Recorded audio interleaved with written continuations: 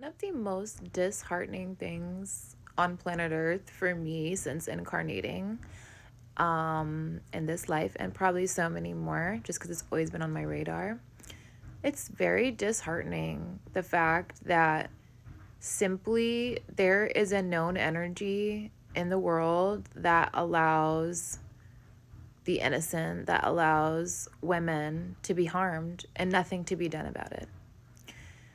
Time and time again, we have seen evidence, exposure, even victims coming and telling their testimony.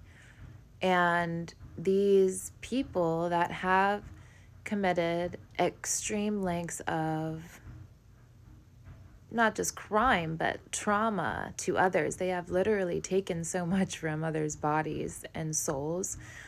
There's hardly any remorse, there's hardly any time served, there's hardly any consequence for it. So, what does that tell our world about the ways that we view women and children? Honestly, think about it. If we're living in a world where this is so allowed and you barely get a slap on the wrist, what world are we living in? Is this God's world that we're living in? That's what I've never understood. As a child of God, growing up in the church, I never understood, okay, so God loves me, God protects me, God honors children, God honors families, God honors mothers. Like, those are things that God really honors and cherishes. So when these crimes against humanity happen in ways that are soul sucking, like literally you're siphoning energy from a tiny soul or from a soul that has not given you consent, you're being a predator and you're taking from them in a way they did not consent to. We're living in a world that allows that to happen with no remorse or consequence. Whose world are we living in? I've never understood. Because how could a God that is so honoring to women and children and families, how could a God like that allow that on their planet? That's why it's very important. What gods are we worshiping and what gods are we honoring? Were they gods that honored sacrifice or any type of sacrifice that involves fluids, taking on the fluids of another without consent because of the purity that that body holds, the innocence that that holds? There are many gods that, in order for them to give their offerings and their power and their magic, they required a payment. And the payment would be human liquids in various forms. And a lot of the time, it would have to be virgins or children. The more pure, the more potent that energy that you're giving to the God for your offering. So when we're living in a world that pretty much is allowing the offering of others' fluids without consent and no consequence, whose world are we living in? This is not the goddess's world. That's all I know. I mean, I'm sure there were goddess energies that did take liquids and, offerings of those kinds. But ultimately, many of the goddess face is of a mother. So even Lilith, very mother coded, all about the children, regardless of whatever the mythologies have said about Lilith and children, Lilith eating children, whatever else. No, Lilith is a protector of children. And she can be quite ferocious to show her ways of that. Or when we're living in a world that literally honors the sacrifice of children and women and their bodies and no consequences done, what are we teaching the men of our world?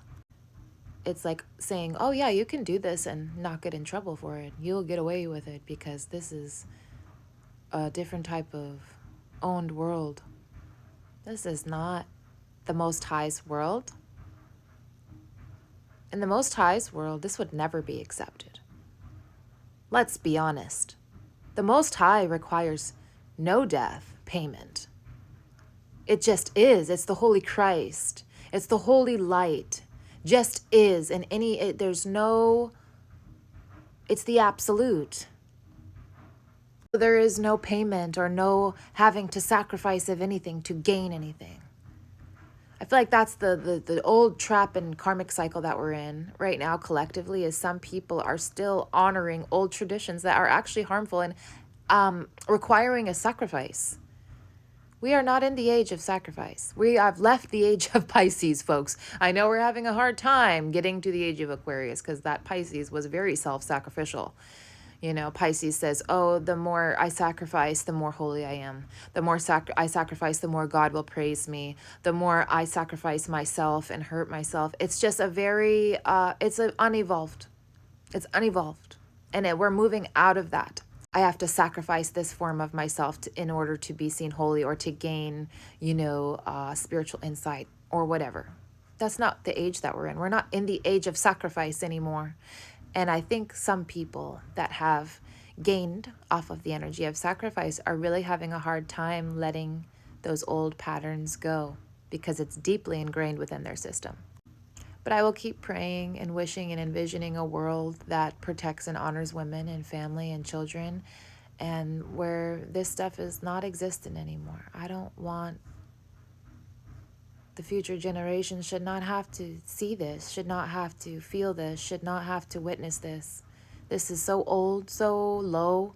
We could be so much more advanced with the ways that we honor energy, our own energy, and others' bodies.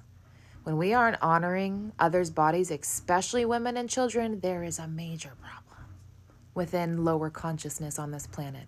It shows me our planet's consciousness level and the majority.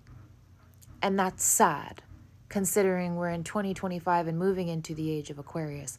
But all these astrological placements, all of this earth catastrophe is happening for the awakening of those that understand what time it is. It is not easy times, folks. And it's going to get a little more ugly. It is. It's going to get more ugly before it gets more pretty. And that's unfortunate, but that is just the way that's the law of physics, folks. Those of you that are not liking the times we're in right now, I would get into physics. Newton's laws. What is that? Cause and effect? And keep waking up. Wake up. Wake up. I'm getting tired. I mean, I feel more waking up, but I cannot continue to be the voice for this solidly. I will look as crazy as I need to whenever I need to get the messages out. And I won't shut up and I won't stop. But I need more tribe here. I need more tribe across the world, not just where I'm at, but everywhere. That's why I use the internet. Aquarius, age of Aquarius, it's for connecting with people that you most likely wouldn't if there was no internet. We use this to our advantage so that we can organize properly and better against that which wants to separate and harm us.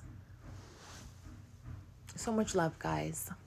Big prayers up. Big prayers up. We have a Mercury retrograde coming up. I'm not ready, but I'm ready.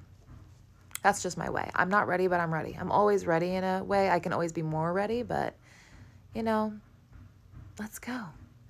It's time. This is New Earth coming in. We are not having this on our planet anymore. Who is fucking with me?